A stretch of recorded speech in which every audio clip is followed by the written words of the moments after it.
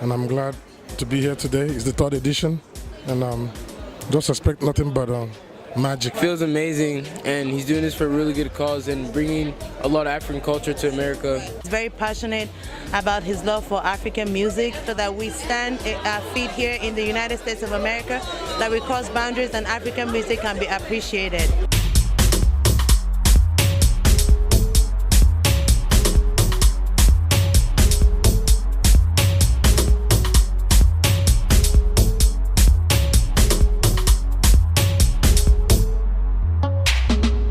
Take a trip back to April 8th, 1973, to a small town in Imo State on the east side of Nigeria. The man that would be known to the world as Anderson, Big A, Obiagwu, was born. Raised in the industrious town of Aba in Abia State, Anderson learned through his surroundings the real fundamentals of life. He grew up with the belief that through hard work, dedication, and most important, discipline, that any and everything is possible. His parents, Sir Elazar and Lady Agnes Obiagwu, instilled in him the true value of a solid education. Everybody that grew up in Aba back in the days was industrious. We were all industrious because when school wasn't in session, we hustled. We made clothes, sold clothes. Some of us worked at helped our parents, worked with our parents, helped their businesses, and whenever school wasn't in session, we just go to their offices, the businesses, and help them out. He attended the Okigwe Road Primary School in Aba, then went off to secondary school where destiny would reveal itself and he would meet the love of his life. I met Anderson in secondary school. I went to Federal Government Girls College, Owerri. It's an all-girls boarding school, and he went to Holy Ghost College in the same city. And we had this event that held at the church, at the big cathedral church in Owerri. High school was beautiful. That was where I first met my wife. When I first met my wife, that was 1988. 1988 when I first met her. It was in Owerri. She was going to school in a different school, Federal Government Girls College Owerri, and I was going to Holy Ghost College Owerri. So we met at a college function. I was in the tent as a queen, and what happens is you have a queen in the tent, and then people pay money and come in, and there's a game. It's called the Devil's Mailbag. So you get to pick a question, and whatever you pick is what you do when you get in the tent. And so Anderson came in the tent, and he saw me, and he liked what he saw. And he came several times. I noticed him, but I didn't know who he was. We dated, it was amazing. Then I moved to Dallas. When I moved to Dallas, 1996, went to school, graduated, and it was just a different life, a different world. Just like a totally different culture. I had that culture shock, and but I had to readjust and worked so many different jobs till I graduated from college, and then started working in the hospital as a therapist, and then the music came in. Big A has always been a fan of the entertainment arts, from the lifestyles of the performers down to the intricacies of the industry itself. As with any burgeoning venture, there are its ups and downs. Oh Lord, that was a nightmare. MC Galaxy, he had come out here for the NEA Awards, and then he reached out to me and wanted us to do a couple of CDs, do a couple of shows while he was here. So booked him in DC. So it was a whole lot of mix-up. Long story short, we got to DC. MC Galaxy was shooting the video the same night of the show. Promoter got pissed, really, really pissed. And he was really upset. You shooting the video on my clock. How is that gonna happen? You still, it's just one of those things. The artist didn't know any better because he just got in the industry. He had never done any tour here in America. So the promoter got really pissed, and some scuffle happened, but nobody got hurt. There are so many experiences that come up when you go on tour. There are times when you run into funny promoters who try different things. In some other instances too, you meet some really effective promoters. They know exactly what they're doing. They pick you at the airport right on time, take you to your hotel, get you food, make sure they're there to pick you on time when it's time to perform. They pay the balance, no hassles, nothing, no hanky-panky, no trying to be smart. But Big A and his team persevered and maintained a heavy presence in the world of Afrobeats, being one of the early pioneers to help properly license and sanction some of the shows for the artists to perform at through various ventures throughout the United States. Big A Entertainment is the first tour outfit in the United States to be securing proper work permits for artists to come and perform in America. Afrobeats wasn't really big out here in America. Like it was just people just played it in their cars, but you didn't hear that in clubs or malls like we do today. So after that trip to Canada, when I got back to Dallas, I spoke to a couple of friends of mine. It was three of them. I spoke to Stanley, spoke to Chike, and Yaz Tankrai, and we decided to come up with we decided to register a company. My name is Yazo Mamu Gochuku Tetemana Puntalagani, Ibekwe, Town Crier DFW. I want to say big congratulations to Big A Entertainment 10-year anniversary. I've known him for about 15 years. Oh, back in the days, 2005, 2006, 2007.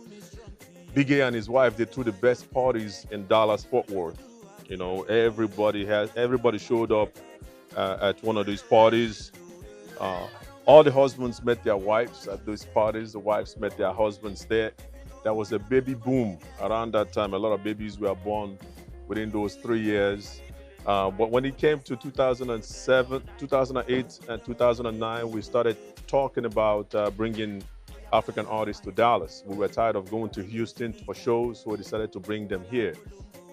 There were about 4 of us at that time. We formed a group called New Era, and we did a very big show. Thanksgiving of 2009, we brought Timaya. Well, Timaya was supposed to come, but he didn't show up.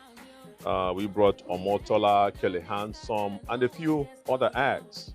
It was the biggest show that Dallas has ever seen as far as African entertainment. Big A and his team created the company called African Music Magazine. Through this venture, the Afrimma Award Show was born.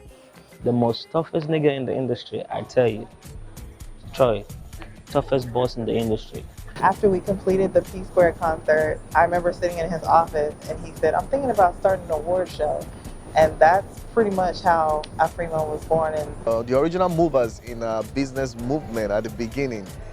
So it was Edem, Jimbo, and Rabaki, and Emmanuel Eben.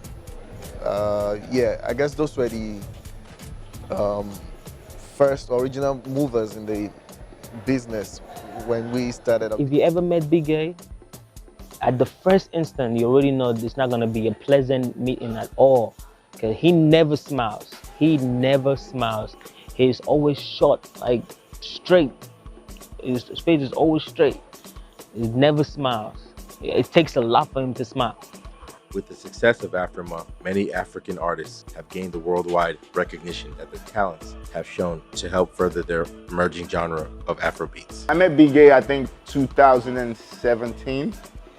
I wanted to come to the United States on a US tour, and I knew he was a big promoter. I knew he had done a lot of tours with a lot of big artists. So my management reached out, like, let's do this, let's kill this tour. So I was a bad guy coming to the USA, and he turned out to be an amazing guy. We had such great working chemistry, and he's just a very genuine person, and that's what I like the most about him. everything that the company has done has been in direct alignment with that mission. And so when Afrimma was created, it was just the natural next step to help bring Afrobeat music to a global platform. He has managed to do us proud as far as African music.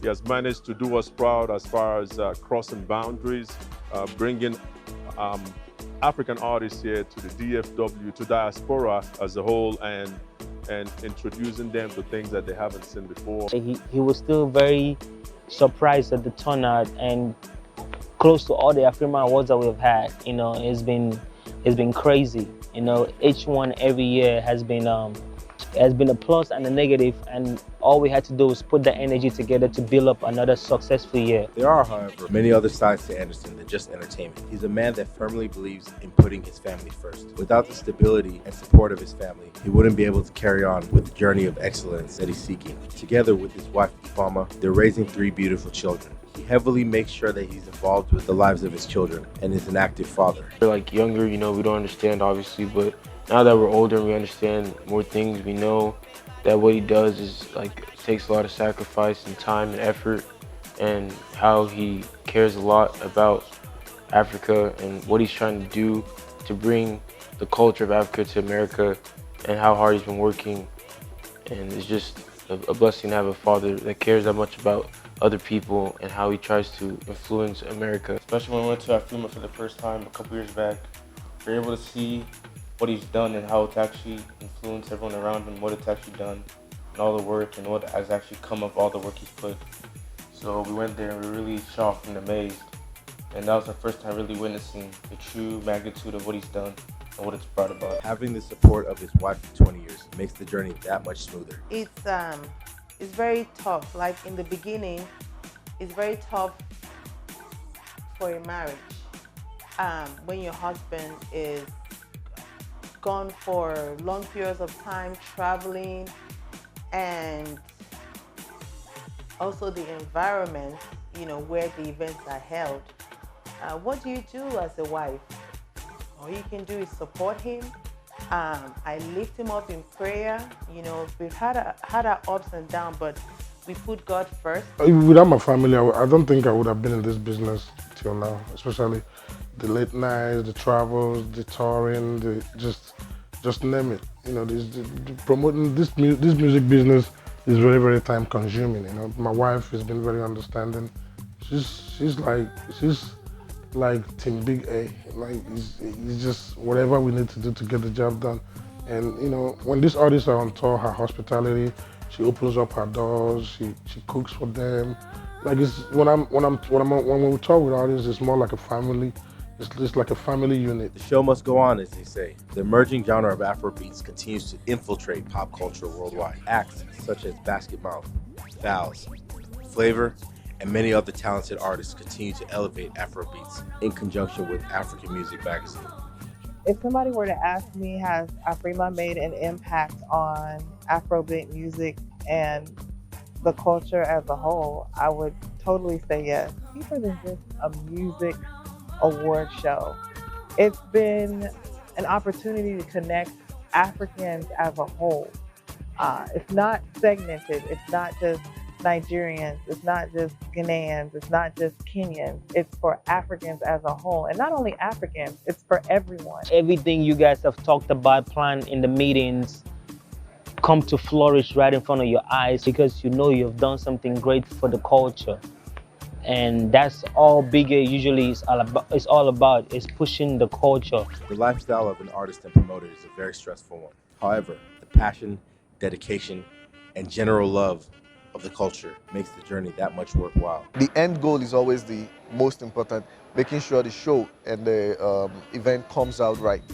There are times when problems can come from artists, it can come from the fans, it can come from sound equipment. It could be anything really. You just have to be prepared. And the kind of training that Anderson gave us is for us to be able to come up with a solution anytime something comes up. Lots of investing, but at the end of the day, nothing good comes easy. It takes a lot of time, devotion and dedication. And because of the passion that he has for what he's so passionate about African, you know, music and culture. Crossing boundaries with music is something he's very serious about, and he's put everything he has into this entertainment business. Meaning when you get those setbacks and you get those pushbacks and people are not returning phone calls or people are not honoring their agreement, you still in the back of your head have to know, I understand why I'm doing this. I understand how important it is that I give these artists a platform to be heard. I understand how important it is to showcase this music. I understand how important it is to showcase this culture. Providing a path and opportunity for the new generation of music lovers and those who create it is a shared passion that regardless of how many hours of negotiations and sleepless nights occur, the ends justify the means. It's been a wonderful ride. He's an awesome human being. He inspires me a lot with his will and his passion and his ability to like push himself to the limits to get the maximum and to deliver his best always. Through helping to push this music form to a global marketplace, it showcases all the beautiful things about Africa, the food, the dress, the people. Music is something that unifies Africans as a whole. We love music. And Afrimma has been a platform to showcase our artists, to celebrate them. Which leads to a singular vision, which is to be the best promotion company in the African music industry. Hard work and the passion that he puts into whatever he believes in, it's something worthy of emulating, and it's a key trait that describes him. Once he sets his sights on a goal, he works assiduously to achieve that goal. So I envision the music to continue to gain commercial appeal, and people really embrace the sound, and people will continue to support the event, and it'll continue to grow. Ultimately, my hope for Afrimma is that it will grow to be as big as South by Southwest and some of the biggest festivals and events in this world, and it's possible. So until then, we'll just keep crossing boundaries with music. My advice to young promoters that are trying to get into the game is just, first of all, you have to have passion for it. You have to do it for the right reasons. If you don't have passion for it, you're going to burn out. Trust me. It's not an easy job. Trust me. So I've gotten this close a million times to quitting. I've gotten this close a million times to quitting, but what kept me in there, what kept me moving was just the passion. And, you know, it's going to pay off, but you just have to pay your dues. You have to put in the work. It's not going to come easy. But now my brother, the girls they want to follow. Get on now, only like he say I really love. Cause I follow my do, re, mi, fa, sol, la, ti, do, do.